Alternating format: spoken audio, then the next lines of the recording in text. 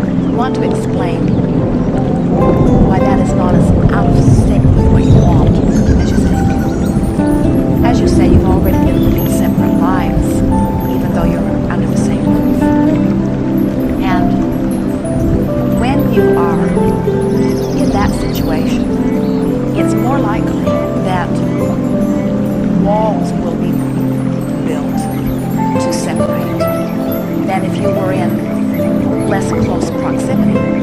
When you talk about your wife sort of building walls, almost wanting to separate you between the rest of them, we want to point out to you that that really is a byproduct of her feeling sort of trapped with situations of her own making, situations of her own observation, that she's just not wanting to participate in. And it is our promise to you that her relationship with you and your relationship with her and your relationship with the children will be much better if you can put some distance between you that will allow a softening of the clamoring that is causing the walls to be built to begin with. There are many things you say, well, I would see less of them and it would be harder to maintain any kind of continuity. And we say it's hard to maintain any of it anyway because of the wall building that's going on. The bringing down of the walls is the most important thing. And the thing that most physical friends do not really hear, and we find endless ways to try to express it, even in your rightness about a subject, when you try to push your rightness toward another who disagrees, no matter how right you are, it causes more pushing against. In other words, it isn't until you stop pushing that any real allowing of what you want can take place. Now, we are not encouraging the divorce either, but we have to say to you that we see so many relationships that are so improved once the contrived and controlled staying together has been released. There's something about the marriage vows in and of themselves that are entrapping. They sort of defy the art of allowing in the sense that they say, I will stay with you no matter how bad I feel. So, if we were standing in your physical shoes, we would keep holding to the idea of what you really want, the basis of the relationship that you really want, and we would agree with her and release easily anything that's in the way of that. For example, I want, you would say, I want lots of delicious, comfortable interaction. And you don't just mean with the children, you mean with the family. I want comfortable interaction. And we believe that if you were to say to her, I'm starting to get a sense of the walls that we've both been building, and maybe a separation would help some of those walls come down.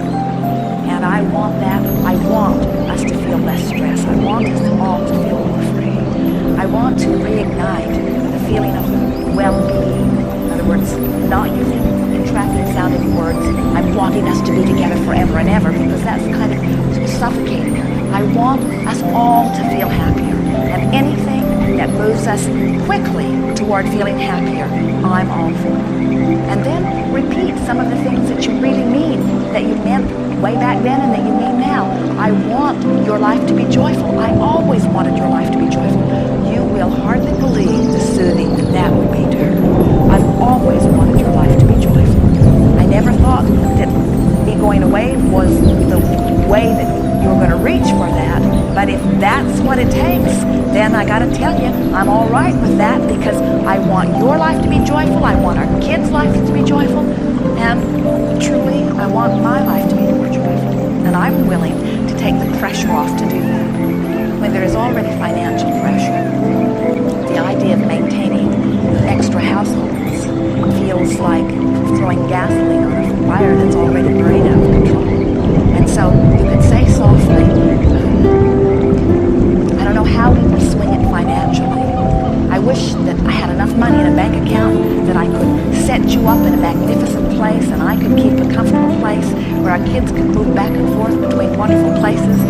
That would be my heart's desire. But for now, I can't quite figure out how we're going to manage that. And we believe that in your willingness with your words, you will diffuse so much of the energy that is making her speak this stuff that a sort of rational soothing will come over her, and she will say something to you like, well, we don't have to do anything right now. Let's just sort of see how it goes.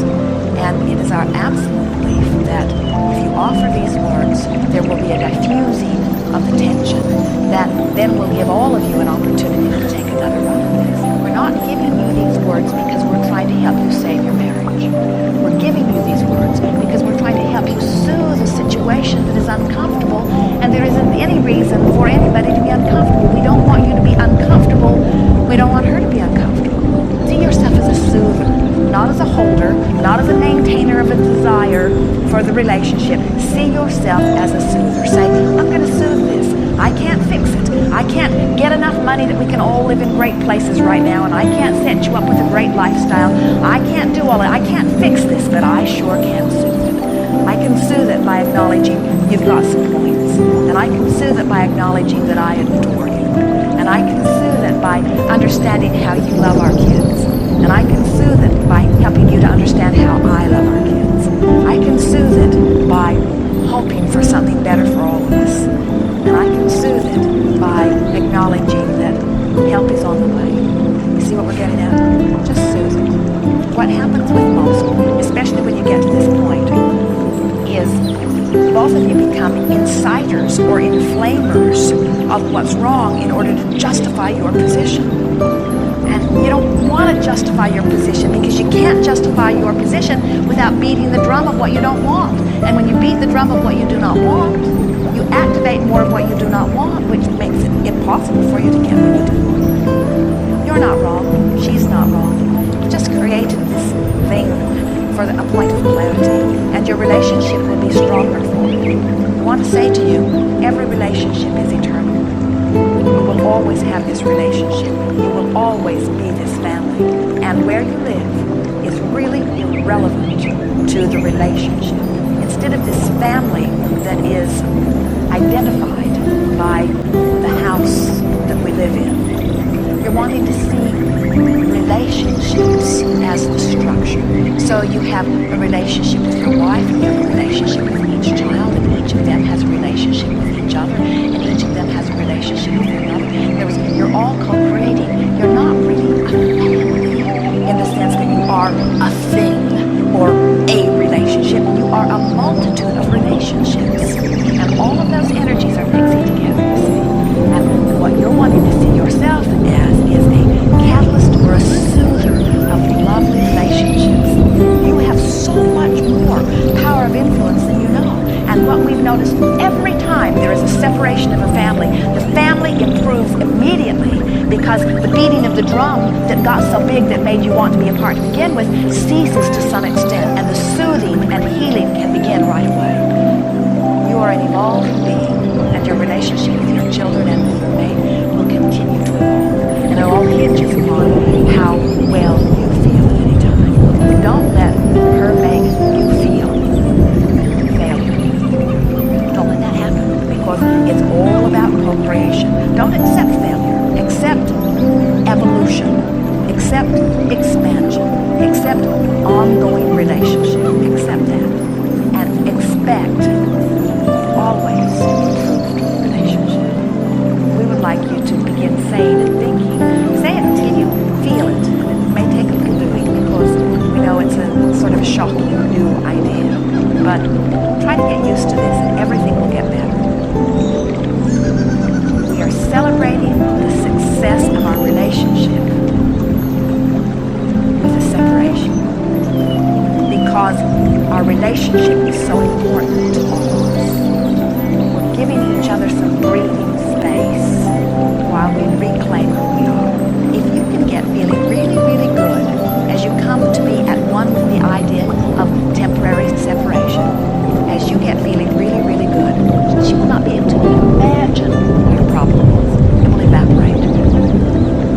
She won't even be able to remember. Nobody can remember what happened if it's not still active in the vibration.